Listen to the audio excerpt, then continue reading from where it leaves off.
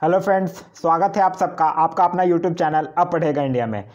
हम लोगों ने जो सीरीज स्टार्ट किया है बिहार दरोगा प्री और बिहार इन्फोर्समेंट एसआई प्री के लिए, उस सीरीज में आज आगे बढ़ते हुए आज हम लोग देखेंगे टेस्ट सीरीज नंबर 32। तो आइए स्टार्ट करते हैं। आज का हमारा पहला क्वेश्चन कह रहा है the energy and resource institute TERI द्वारा नई दिल्ली में आयोजित वर्ल्ड सस्टेनेबल समिट 2020 का विषय क्या था। तो 2020 का जो विषय है वो है towards 2030 making the decade count. तो इस क्वेश्चन का सही आंसर होगा ऑप्शन नंबर सी। नेक्स्ट हमारा निम्न में से किसने 6 डे बर्लिन टूर्नामेंट के पुरुषों की साइकिलिंग व्यक्तिगत स्पर्धा में स्वर्ण पदक जीता है। तो ये जीतने वाले हैं एसोव एल्बेन। नेक्स्ट हमारा कि आर्थिक आधार पर आरक्षण किस संविधान संशोधन अधिनियम के द्वारा लागू किया गया है। तो आर्थिक आधार पर जो आरक्षण है वो 103 संविधान संशोधन के अधिनियम के द्वारा लागू किया गया है। तो इस क्वेश्चन का सही आंसर ऑप्शन नंबर सी। अगर हम बात 100वें संविधान संशोधन की करते हैं तो 100वें संविधान संशोधन से याद रखिएगा कि भूमि विवाद संबंधित जो संविधान संशोधन अधिनियम है जिसका संबंध कि भारत और बांग्लादेश से है। और अगर हम बात 102वें संविधान संशोधन की करते हैं तो इससे याद रखिएगा इसका संबंध जो है वो पिछड़ा वर्ग आयोग से है। नेक्स्ट हमारा कि उस विश्वविद्यालय का नाम बताएं जिसने अपने वार्षिक दीक्षांत समारोह में नोबेल पुरस्कार प्राप्तकर्ता प्रोफेसर अभिजीत विनायक बंदोपाध्याय को मानद डिग्री दलीट डिग्री से सम्मानित किया है। तो इस क्वेश्चन का जो सही आंसर होगा वो होगा ऑप्शन नंबर सी, कलकत्ता विश्वविद्यालय ने किया है। नेक्स्ट हमारा ये मैथ्स का क्वेश्चन है, कह रहा है ए और बी 30 दिनों में कार्य को पूर्ण करते हैं जबकि ए और बी और सी वही काम को 21 दिन में करते हैं। तो सी अकेला किस काम को कितने दिन में करेगा। तो देखिए ए प्लस बी जो है वो 30 दिनों में करता है और ए प्लस बी प्लस सी जो है वो 21 दिन में करता है। 30 और 21 का अगर आप एलसीएम लीजिएगा तो हो जाएगा 210। अब इसमें से ये जो होगा वो 7 दिन में करेगा टोटल और ये 10 दिन में, यानी अगर सी का निकालिएगा तो सी हो जाएगा 10 - 7 = 3 और 210/3 हो जाएगा 70 दिन। तो इस क्वेश्चन का जो सही आंसर होगा वो होगा ऑप्शन नंबर बी। नेक्स्ट हमारा कि विश्व के सबसे बड़े ध्यान केंद्र का उद्घाटन भारत के किस शहर में श्री रामचंद्र मिशन के गठन की 75वीं वर्षगांठ के अवसर पर किया जा रहा है। तो ये किया जा रहा है हैदराबाद तेलंगाना में। तो इस क्वेश्चन का सही आंसर होगा option number B, Hyderabad Telangana. Telangana के अगर मुख्यमंत्री की बात करते हैं तो उनका नाम है के चंद्रशेखर राव। नेक्स्ट हमारा कि देश की सर्वाधिक तेज गति से चलने वाली ट्रेन कौन है। तो देश की सर्वाधिक तेज गति से जो चलने वाली ट्रेन है वो है वंदे भारत एक्सप्रेस। वंदे भारत एक्सप्रेस की जो स्पीड है वो है 160 किलोमीटर प्रति घंटा और ये वाराणसी से नई दिल्ली के बीच चलती है। अगर हम बात करते हैं भारत में सर्वप्रथम ट्रेन की, तो भारत में जो सर्वप्रथम ट्रेन था वो 16 अप्रैल 1853 को मुंबई से थाने के बीच चलाया गया था। नेक्स्ट हमारा कि थिएटर के क्षेत्र में अपने उत्कृष्ट योगदान के लिए निम्न में से किस थिएटर कलाकार को फ्रांसीसी सम्मान night of the order of arts and later से सम्मानित किया गया है। तो ये किया गया है डॉली ठाकरे को, तो इसको संजना कपूर को। तो इस क्वेश्चन का सही आंसर होगा option number D, Sanjana Kapoor. Next हमारा इंटरनेशनल बॉक्सिंग टूर्नामेंट स्ट्रेंजा 2020 का 71वां संस्करण किस देश में आयोजित किया गया है। तो ये किया गया है सोफिया बुल्गारिया में। नेक्स्ट क्वेश्चन है हमारा कि कौन सा मेट्रो रेल कॉर्पोरेशन मार्च 2020 तक भारत की पहली अंडर वाटर मेट्रो रेलवे शुरू करने के लिए स्थापित किया गया है। तो ये किया गया है कलकत्ता मेट्रो रेलवे कॉर्पोरेशन। तो इस क्वेश्चन का सही आंसर है ऑप्शन नंबर बी। नेक्स्ट है हमारा कि निम्न में से किस राज्य ने राज्य विधानमंडल में विधान परिषद को समाप्त करने का संकल्प अपनाया है। तो ये करने वाला जो राज्य है वो है आंध्र प्रदेश। तो इस क्वेश्चन का सही आंसर होगा ऑप्शन नंबर सी, आंध्र प्रदेश। आंध्र प्रदेश की अगर बात करते हैं तो यहाँ की कैपिटल है अमरावती, यहाँ के मुख्यमंत्री का नाम है जगनमोहन रेड्डी और यहाँ के गवर्नर हैं विश्वभूषण हरिचंदन। नेक्स्ट हमारा कि निम्न में से किस शब्द को Oxford Hindi word of the year 2019 के रूप में नामित किया गया है। तो ये किया गया है संविधान शब्द को। तो इस क्वेश्चन का सही answer option number B. Next हमारा कि भारतीय रेलवे ने भारत के किस शहर में भारत का पहला सरकारी वेस्ट टू एनर्जी प्लांट शुरू किया है। तो ये किया गया है उड़ीसा के भुवनेश्वर में। तो इस क्वेश्चन का सही answer option number B. Orissa के मुख्यमंत्री का नाम है नवीन पटनायक, उड़ीसा के गवर्नर का नाम है गणेशी लाल और उड़ीसा जो है वो बॉक्साइट, निकेल और क्रोमाइट में के उत्पादन में सबसे अग्रणी राज्य है।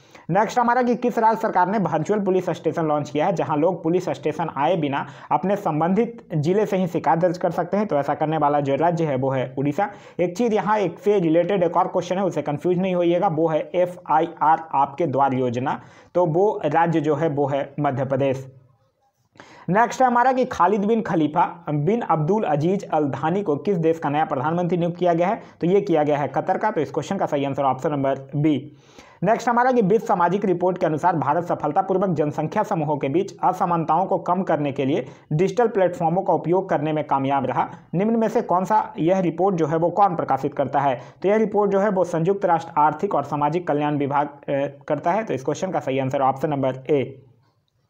नेक्स्ट है हमारा कि सर्वाधिक विदेशी मुद्रा परिसंपत्तियों वाले देशों में भारत का स्थान कितना है। तो भारत का जो स्थान है वो है 5वां। पहले स्थान पर है चीन और दूसरे स्थान पर है जापान।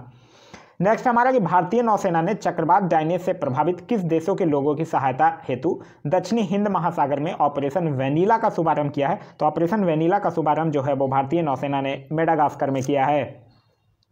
नेक्स्ट हमारा कि निम्न में से किसे एशियाई टेनिस महासंघ एटीएफ के आजीना अध्यक्ष के रूप में नियुक्त किया गया है। तो ये किया गया है अनिल खन्ना को। तो इस क्वेश्चन का सही answer option number B. Next हमारा मैथ्स का क्वेश्चन है, कह रहा है एक ट्रेन 3 सेकंड में 45 मीटर यात्रा करती है तो किलोमीटर प्रति घंटा में उसकी स्पीड निकालिए। तो देखिए 45/3 और इसको मल्टीप्लाई कर दीजिएगा कितना 18/5 से, तो आपका जो आंसर आ जाएगा वो आ जाएगा 54 किलोमीटर प्रति घंटा की स्पीड से।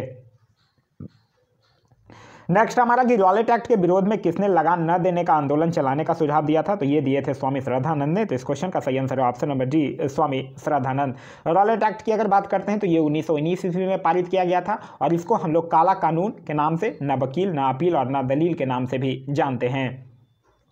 नेक्स्ट हमारा कि किसने खिलाफत आंदोलन को हिंदुओं और मुसलमानों की एकता के एक ऐसे अवसर के रूप में देखा जो 100 वर्षों में पुनः प्रस्तुत नहीं होगा। तो ये थे महात्मा गांधी। तो इस क्वेश्चन का सही आंसर होगा ऑप्शन नंबर सी, महात्मा गांधी। खिलाफत आंदोलन की अगर बात करते हैं तो ये 1919 से लेकर 1922 के बीच चलाया गया था और ये जो खिलाफत आंदोलन था वो तुर्की के खलीफा के सम्मान के रक्षा के लिए चलाया गया था।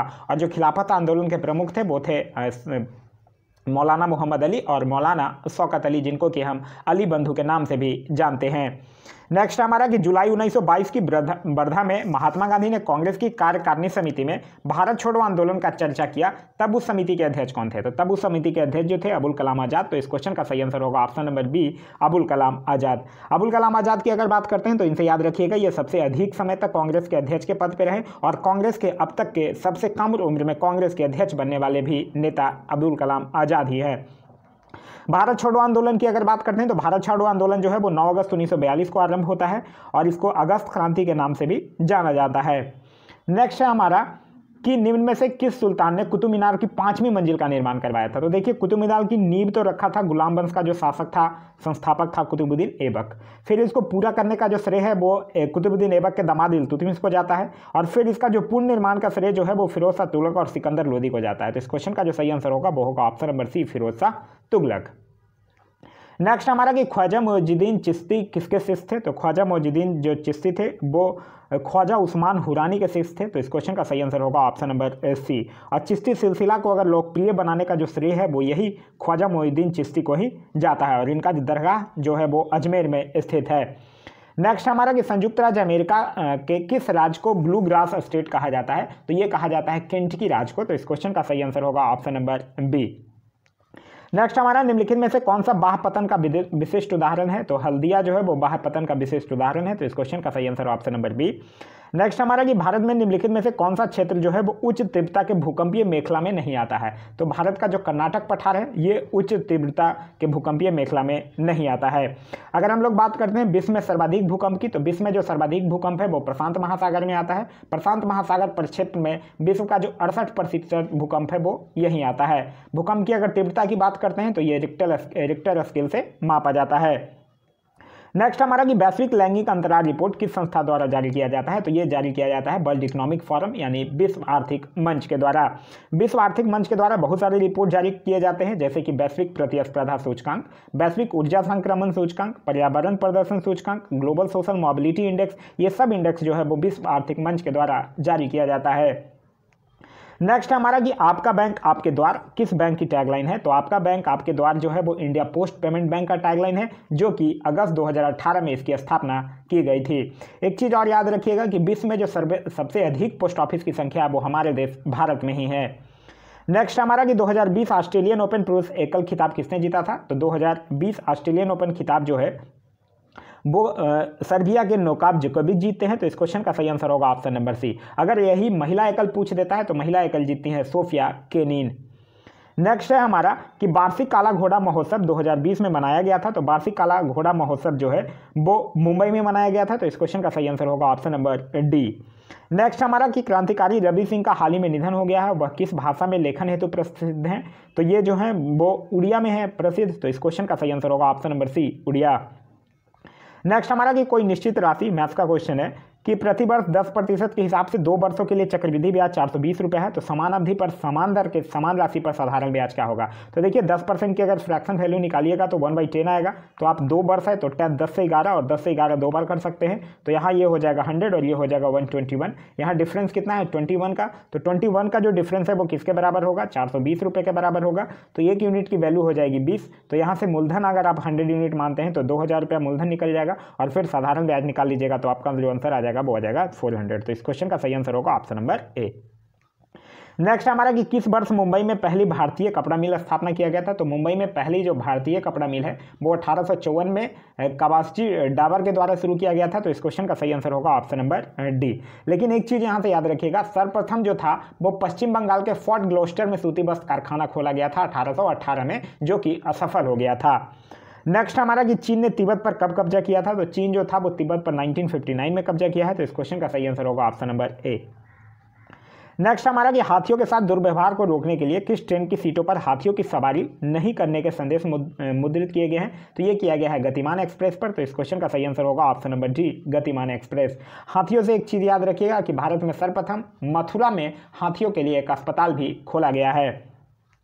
नेक्स्ट हमारा कि किस देश ने थेरवाद त्रिपिटक को राष्ट्रीय विरासत घोषित किया है। तो थेरवाद त्रिपिटक को राष्ट्रीय विरासत घोषित करने वाला जो देश है वो है श्रीलंका। देखिए ये जो थेरवाद त्रिपिटक था, जब आप देखे होंगे कि जब द्वितीय बौद्ध सभा जब होता है वैशाली में, उसके बाद जो था वो बौद्ध धर्म जो था वो वैचारिक रूप से थेरवाद और महासंघी के रूप में विभाजित हो जाता है। और फिर जब चतुर्थ बौद्ध संगति होता है तो यही जो थेरवाद है वो हीनयान के रूप में और जो महासंघिक था वो महायान के रूप में बट जाता है। नेक्स्ट हमारा कि निम्नलिखित में से कौन सा मूल अधिकार भारतीय संविधान के नागरिकों को नहीं प्रदान किया गया है। तो भारतीय नागरिकों को नहीं प्रदान किया गया है सूचना का अधिकार। तो इस क्वेश्चन का सही आंसर होगा ऑप्शन नंबर सी। अगर हम बात करते हैं मूल अधिकार की, तो मूल अधिकार का वर्णन जो है वो भाग 3 में है और अनुच्छेद 12 से 35 में है। सूचना के अधिकार की अगर बात करते हैं तो सूचना का जो अधिकार है वो भारतीय संविधान के नागरिकों को नहीं प्रदान किया गया है, और लेकिन सर्वोच्च जो न्यायालय है वो इसको मौलिक अधिकार के समान माना है।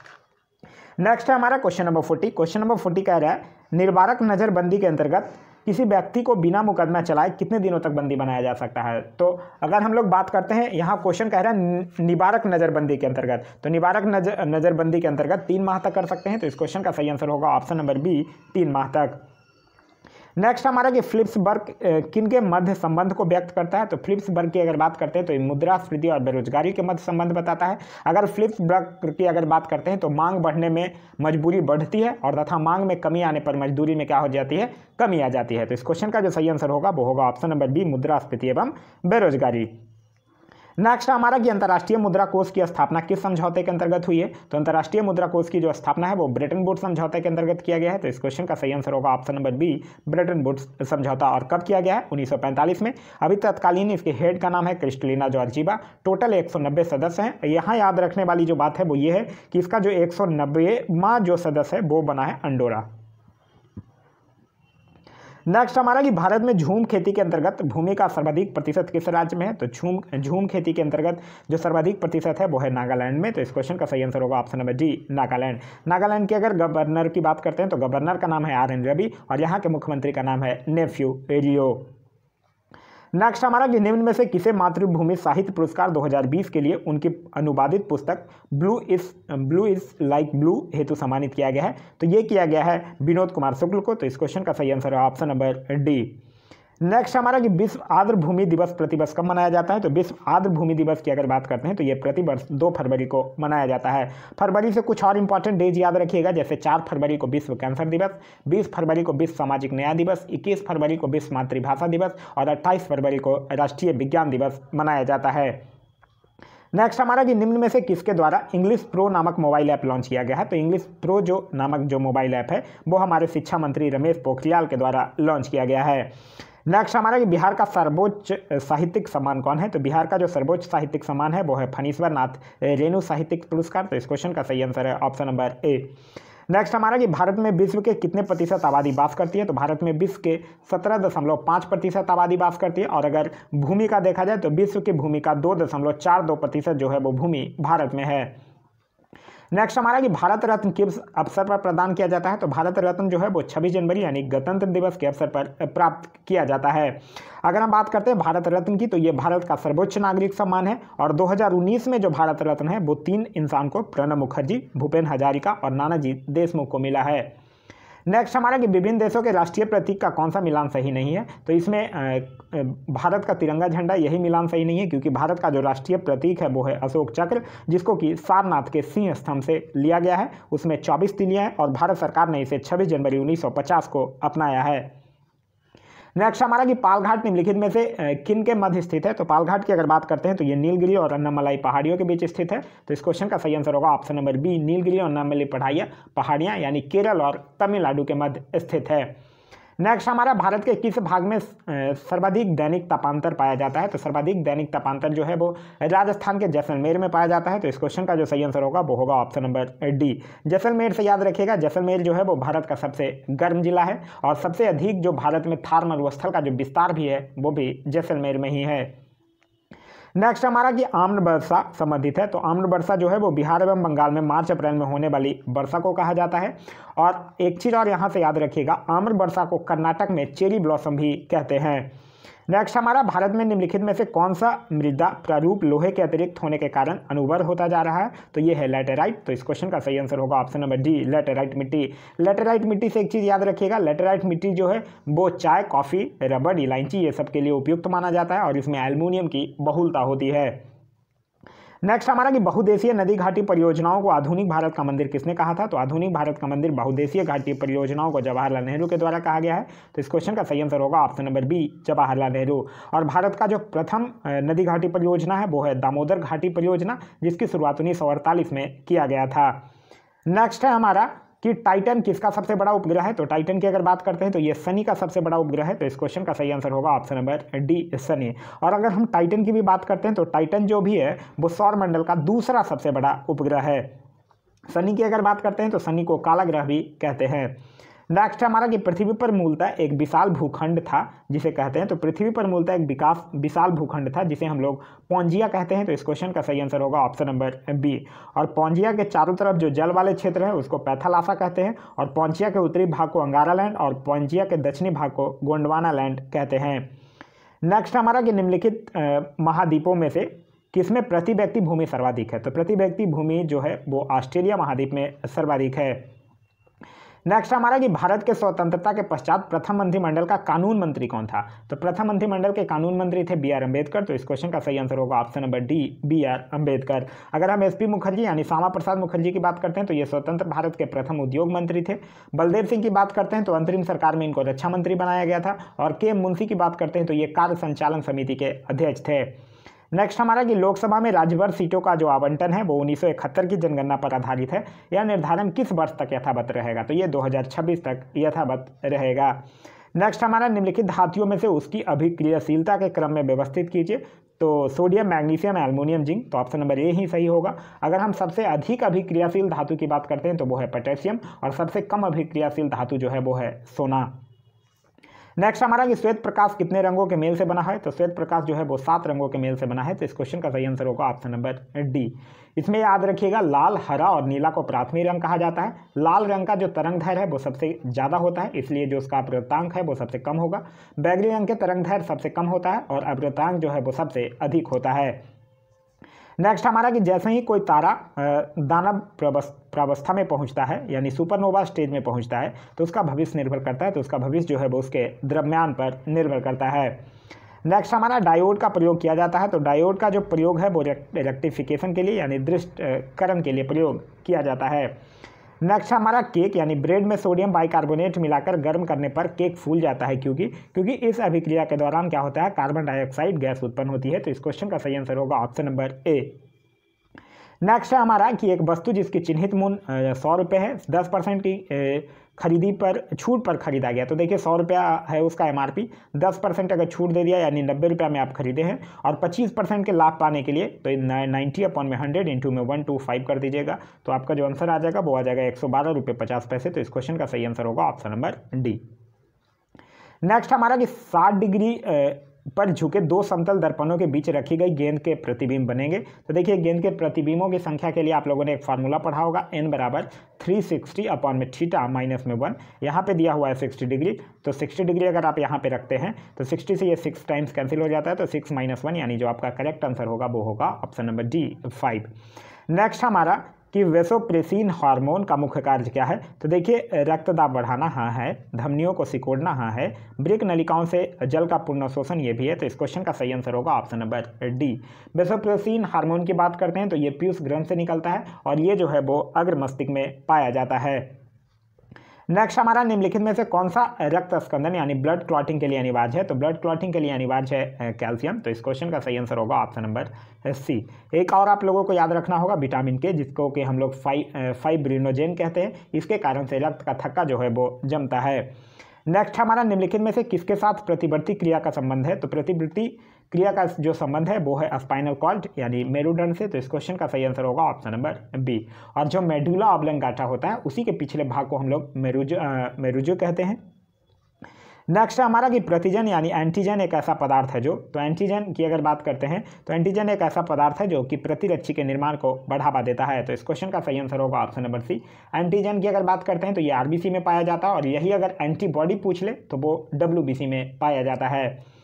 नेक्स्ट हमारा कि पृथ्वी की सतह पर सभी स्थानों पर जी का जो मान है वो अचर नहीं रहता है, क्योंकि पृथ्वी जो है वो ध्रुवों पर चपटी और विषुवत रेखा पर फूली हुई है। तो इस क्वेश्चन का सही answer option number A.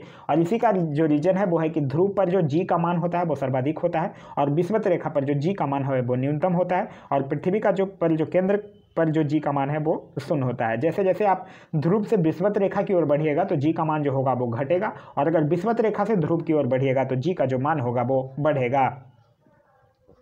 Next है हमारा कि यदि 320 जूल कार्य करने में किसी मशीन को 5 सेकंड का समय लगता है तो उसकी शक्ति क्या होगी। तो शक्ति बराबर क्या होता है कार्य अपॉन में समय यानी 320/5। तो इस क्वेश्चन को आप सॉल्व कीजिएगा तो आपका जो आंसर आ जाएगा वो आ जाएगा 64 जूल पर सेकंड, यानी कि आपका ऑप्शन नंबर ए जो होगा वो आपका सही आंसर होगा। नेक्स्ट है हमारा कि पेट्रोल में आइसोऑक्टेन का प्रयोग किया जाता है। तो पेट्रोल में आइसोऑक्टेन का जो प्रयोग है वो अस्फोटन रोधी के रूप में किया जाता है। तो इस क्वेश्चन का सही आंसर होगा ऑप्शन नंबर बी यानी एंटी नॉकिंग के रूप में किया जाता है।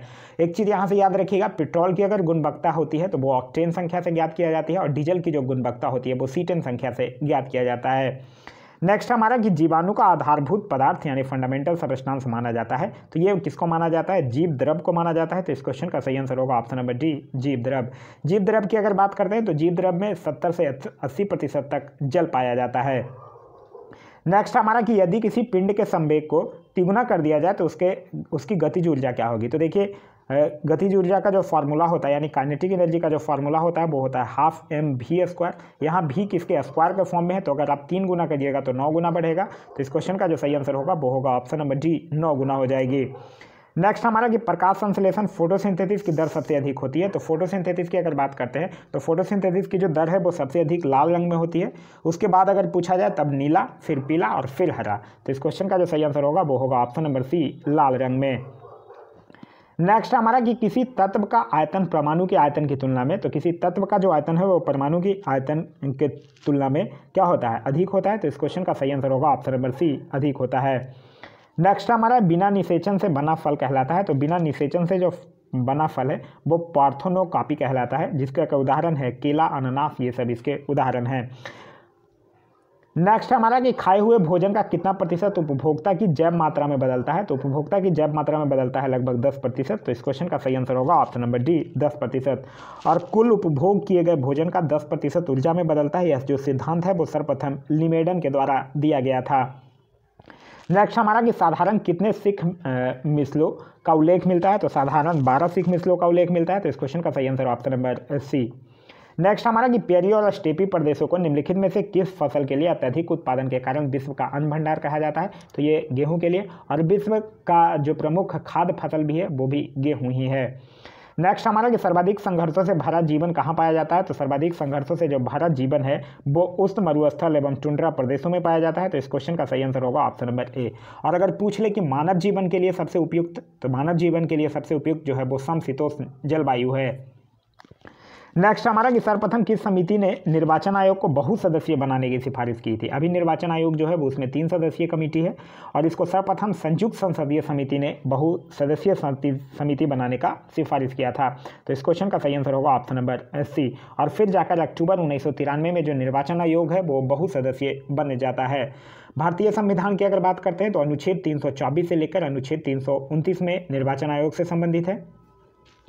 और अभी वर्तमान में जो निर्वाचन आयोग है, मुख्य निर्वाचन आयोग, उनका नाम है सुनील अरोड़ा। नेक्स्ट हमारा संविधान सभा में संसदीय प्रणाली को राष्ट्रपति प्रणाली की तुलना में अधिक तरजीह यानी अहमियत दी गई है क्योंकि इसके संचालन का कुछ अनुभव था और सुस्थापित संस्थाओं को जारी रखने से अनेक लाभ थे। बिल्कुल सही है। संभवतः उन्हें ऐसी नियतकालिक कार्यपालिका पसंद थी जिसे हटाया ना जा सके, ये भी बिल्कुल सही है। बहुवादी समाज तथा विविधताओं से भरपूर देश के सभी हितों के अनुकूलन थी, ये भी सही है। तो इस क्वेश्चन का सही आंसर हो जाएगा ऑप्शन नंबर डी, उपयुक्त सभी। नेक्स्ट हमारा मैथ्स का क्वेश्चन है कि एक वस्तु 14,000 में बेची जाती है, 10% की छूट दे दी जाती है और फिर 5% का लाभ होगा। तो ये प्रॉफिट एंड लॉस का इजी सा क्वेश्चन है, इसको आप कर लीजिएगा। आपका जो सही आंसर होगा वो होगा ऑप्शन नंबर डी, 12,000। नेक्स्ट हमारा कि नालंदा विश्वविद्यालय किस लिए विश्व प्रसिद्ध था। तो नालंदा विश्वविद्यालय की अगर बात करते हैं तो ये बौद्ध धर्म दर्शन के लिए प्रसिद्ध था। तो इस क्वेश्चन का सही आंसर है ऑप्शन नंबर सी। नालंदा विश्वविद्यालय की बात करते हैं तो इसकी स्थापना जो है वो गुप्त शासक कुमार गुप्त प्रथम के द्वारा किया जाता है। एक और क्वेश्चन पूछा जाता है विक्रमशिला विश्वविद्यालय। तो विक्रमशिला विश्वविद्यालय की जो स्थापना है वो पाल वंश के शासक धर्मपाल के द्वारा किया जाता है। नेक्स्ट हमारा कि एल नीनो क्या है। तो एल नीनो की अगर बात करते हैं तो ये जो है वो विश्व मौसम से संबंधित है। तो इस क्वेश्चन का सही आंसर होगा ऑप्शन नंबर डी। नेक्स्ट है हमारा कि उष्णकटिबंधीय चक्रवात यानी ट्रॉपिकल साइक्लोन स्टॉर्म्स जो फिलीपींस, जापान और चीन में आते हैं उन्हें कहते हैं, तो उन्हें क्या कहते हैं। तो उन्हें कहते हैं प्रचंड बवंडर यानी टाइफून्स। तो इस क्वेश्चन का सही आंसर होगा ऑप्शन नंबर बी, टाइफून। और टाइफून की जो गति होती है वो लगभग 160 किलोमीटर प्रति घंटा की स्पीड से होती है। नेक्स्ट हमारा कि ग्रेनाइट में परत उतारने की प्रक्रिया को क्या कहते हैं। तो ग्रेनाइट में परत उतारने की प्रक्रिया को हम लोग यांत्रिक बेदरिंग यानी कि मैकेनिकल बेदरिंग कहते हैं। तो इस क्वेश्चन का सही आंसर होगा ऑप्शन नंबर ए। नेक्स्ट है हमारा कि भारत में वर्षा को इस तरह सही रूप से वर्णित कर सकते हैं। तो भारत में वर्षा की अगर हम लोग बात करते हैं तो इसको हम लोग अनियमित और असंतुलित कह सकते हैं। और भारत में अगर मानसून की बात करते हैं तो भारत में मानसून जो है वो सर्वप्रथम अरब सागर तट पर आती है। नेक्स्ट हमारा कि बौद्ध धर्म से संबंध अर्धगोलाकार अंत्योष्टि संबंधी टीले को क्या कहा जाता है। तो वो कहा जाता है स्तूप। तो इस क्वेश्चन का सही आंसर होगा ऑप्शन नंबर बी, स्तूप। और मध्य प्रदेश के जो सांची में जो स्थित है बौद्ध स्तूप वो भारत का सबसे बड़ा स्तूप है। नेक्स्ट हमारा कि मुख्यमंत्री किसके लिए जिम्मेदार नहीं है। तो मुख्यमंत्री जो है वो राज्य की सुरक्षा के लिए जिम्मेदार नहीं है। क्यों? क्योंकि राज्य की देश की जो आंतरिक सुरक्षा होता है उसका जो दायित्व है वो गृह मंत्री का है। और अनुच्छेद 355 आपने पढ़ा होगा, अनुच्छेद 355 के आधार पर राज्य की जो सुरक्षा के लिए जो है वो संघ सरकार उत्तरदायी होता है। नेक्स्ट हमारा कि वित्तीय घाटे यानी डेफिसिएट फाइनेंसिंग का तात्पर्य है। तो वित्तीय घाटे का मतलब क्या होता है। घाटे का सिंपल सा मतलब है कि आपका जितना इनकम है उससे ज़्यादा आपका खर्च है। मतलब इस क्वेश्चन का सही आंसर होगा ऑप्शन नंबर सी, सभी मदों से प्राप्त आय जो है वो खर्च से कम है। नेक्स्ट है हमारा क्वेश्चन नंबर 95 कह रहा है दांडी कूच का नेतृत्व किया। तो दांडी कूच का नेतृत्व 1930 में महात्मा गांधी ने किया था। आपको याद होगा कि 12 मार्च 1930 को महात्मा गांधी जो है वो साबरमती आश्रम से दांडी यात्रा पर निकलते हैं और फिर 6 अप्रैल 1930 को दांडी पहुंचकर महात्मा गांधी जो है वो नमक कानून तोड़ते हैं और सन्य अवज्ञा आंदोलन का शुरुआत करते हैं। नेक्स्ट हमारा इनमें से कौन सी घटना सत्य नहीं है। साइमन कमीशन 1927 सत्य है, नमक सत्याग्रह 1930 सही है, भारत छोड़ो आंदोलन 1941 गलत है क्योंकि भारत छोड़ो आंदोलन का जो समय है वो 9 अगस्त 1942 था। भारत छोड़ो आंदोलन को हम अगस्त क्रांति के भी नाम से जानते हैं। एक चीज़ और याद रखिएगा कि भारत छोड़ो आंदोलन के समय उषा मेहता जो थे वो कांग्रेस रेडियो का संचालन करती थी। नेक्स्ट हमारा कि गांधी जी द्वारा चलाए गए सफल सत्याग्रह के साथ कौन सा स्थान जुड़ा हुआ है। तो वो स्थान जो जुड़ा हुआ है वो है चंपारण। चंपारण के 1917 में चंपारण जो था वो 3 कठिया प्रणाली के विरोध में, तो इसी में गांधी जी जो थे वो सर्वप्रथम सत्याग्रह का प्रयोग करते हैं। नेक्स्ट हमारा निम्नलिखित घटनाओं को कालानुक्रम में रखें। तो साइमन कमीशन की अगर बात करते हैं तो कब 1927, सांप्रदायिक अवार्ड कॉमनवेल्थ अवार्ड की अगर बात करते हैं तो 1932, दांडी मार्च की अगर बात करते हैं तो दांडी मार्च 1930 और गांधी इरविन समझौता की बात करते हैं तो कब 1931। नेक्स्ट है हमारा कि चौरा की दुर्घटना जिसमें जुलूस में लोगों ने 22 सिपाहियों की हत्या की थी किस साल में हुआ था। तो चौरा की हत्याकांड की अगर बात करते हैं तो ये 5 फरवरी 1922 को। गोरखपुर जिले में चौरी चौरक नामक स्थान पर। नेक्स्ट हमारा कि पटना लॉन का गांधी मैदान के रूप में नामांकन कब किया गया था? भारत छोड़ो आंदोलन के दौरान, गलत है। साइमन आयोग विरोधी रैली के दौरान, गलत है। भारत की स्वतंत्रता के अवसर पर, यह भी गलत है। तो इस क्वेश्चन का सही आंसर होगा ऑप्शन नंबर डी, उपयुक्त में से कोई नहीं। यहाँ से एक चीज़ और याद रखिएगा, जो महात्मा गांधी थे वो 1918 में गांधी मैदान में अपना भाषण देते हैं। तो ये था हमारा आज का वीडियो। आज का वीडियो आप लोगों को कैसा लगा कमेंट करके जरूर बताइएगा। साथ ही साथ इस वीडियो से कुछ सीखने के लिए मिला तो एक लाइक जरूर कर दीजिएगा। Thanks for watching.